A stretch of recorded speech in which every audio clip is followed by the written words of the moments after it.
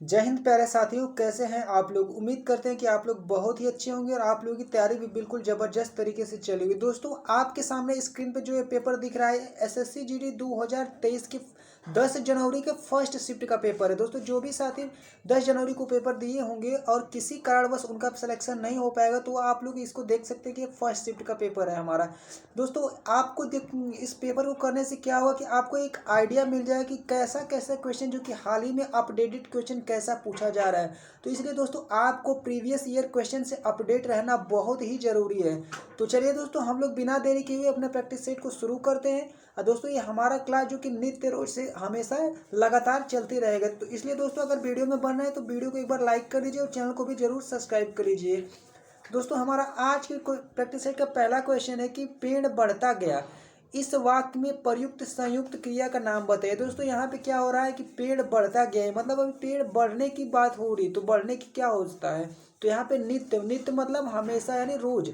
तो पेड़ मतलब बढ़ रहा है यानी दिन पर दिन पेड़ बढ़ रहा है, तो इसलिए हमारा नित्य बोधक संयुक्त क्रिया का यहाँ पे राइट आंसर हो गया है। दोस्तों, अगला हमारा क्वेश्चन है कि टिप्स भिड़ाना मुहावरे का अर्थ क्या होगा।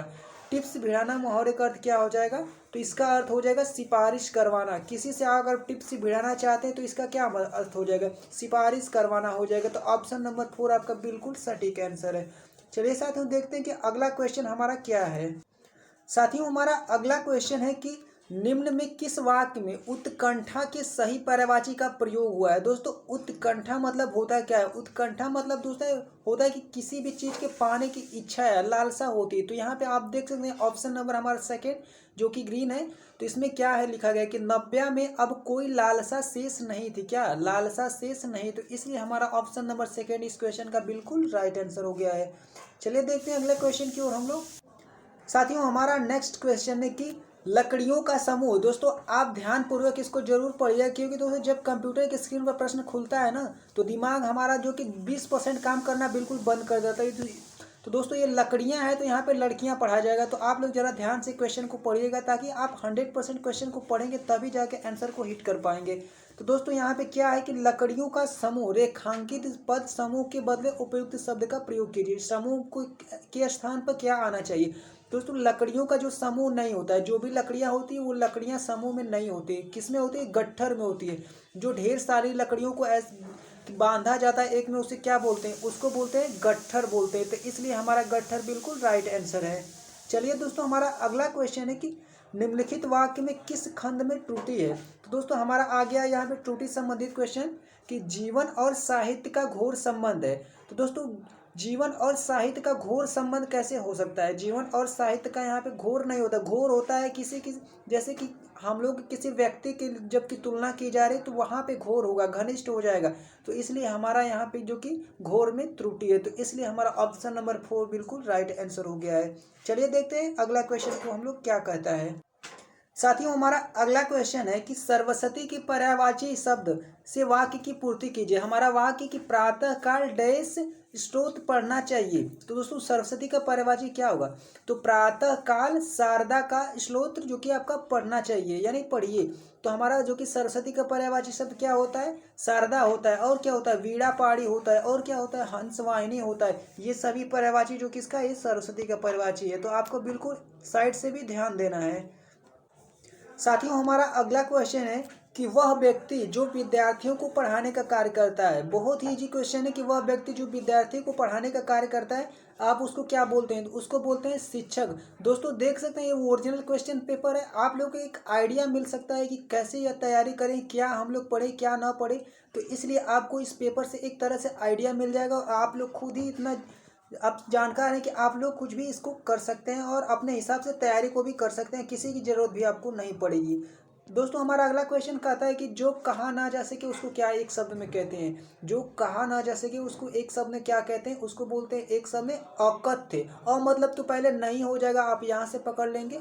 जो कहा ना जा सके उसको क्या बोलते हैं, उसको बोलते हैं अकथ्य। बिल्कुल हमारा option number first will be right answer. साथियों, हमारा अगला क्वेश्चन है कि शरीर का कोई भाग वाक्यांश के लिए उचित शब्द बनाइए। शरीर का कोई भाग वाक्यांश के लिए उचित शब्द बनाइए।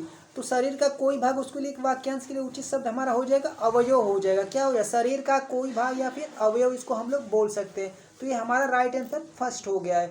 दोस्तों आप लोग वीडियो के लास्ट में बताइए कि आपने कुल क्वेश्चन कितने क्वेश्चन को सही किया। दोस्तों जो भी क्वेश्चन आपका गलत हो रहा है उसको कमेंट बॉक्स में लिख देंगे, लिखने से प्रैक्टिस हो जाएगी और आपको वो क्वेश्चन कभी नहीं भूलेगा और याद भी हो जाएगा।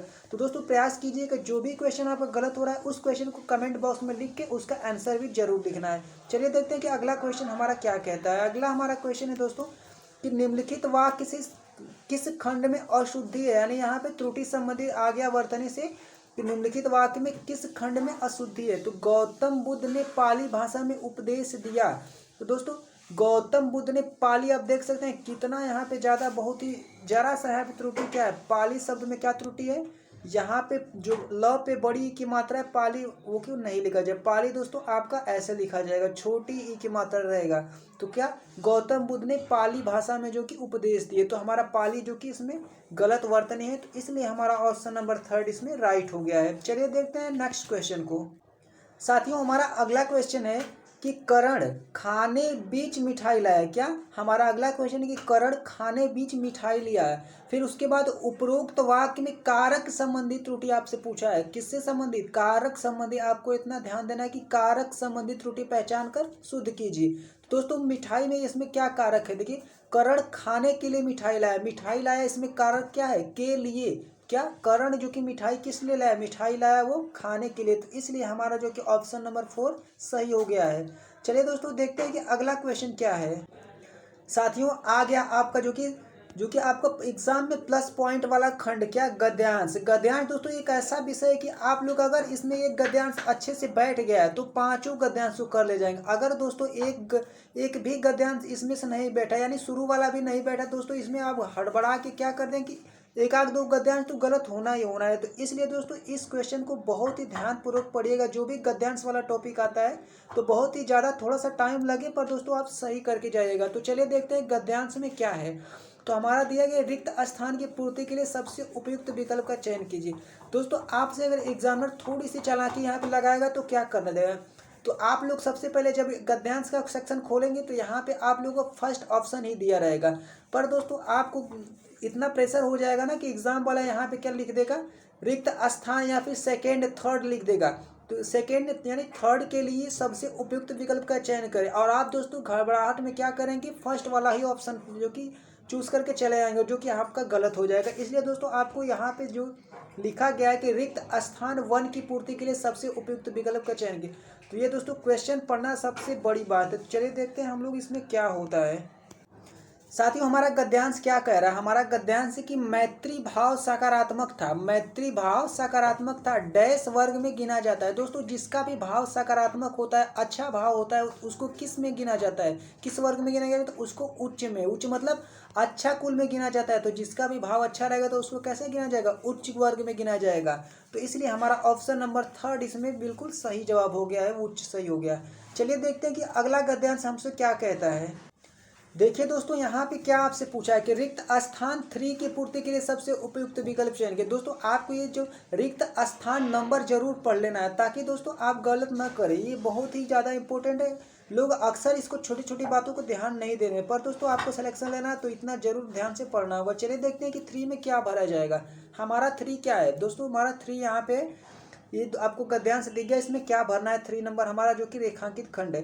तो दोस्तों आपको क्या करना है कि पूरा गद्यांश नहीं पढ़ना, अगर आप पूरा गद्यांश पढ़ के एक एक बैठाएंगे तब तो हो गया। एसएससी में इतना टाइम नहीं देता कि आप पूरा गद्यांश पढ़े, तब तक के लिए आपको टाइम बहुत मैनेजमेंट नहीं कर पाएंगे। तो आपको यहाँ पे देखना है कि फुल स्टॉप ढूंढना है कि फुल स्टॉप कहाँ है।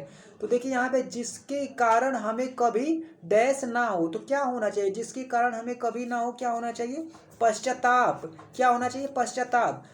तो हमारा क्या हो जाएगा इसमें, जिसके कारण कभी पश्चाताप ना हो। जब भी हमारी कोई ऐसी आदत होती है तो दूसरे को परेशानी होती है, तो क्या आप अगर कोई गलती कर देते हैं, किसी दूसरे को परेशानी हो जाए तो बाद में आप क्या करते हैं, पछताते हैं कि हमें ऐसा नहीं करना चाहिए। तो इसलिए हमारा ऑप्शन नंबर 4 यहाँ पे राइट हो गया है। चलिए दोस्तों देखते हैं कि अगले गद्यांश में हम लोग क्या भरते हैं।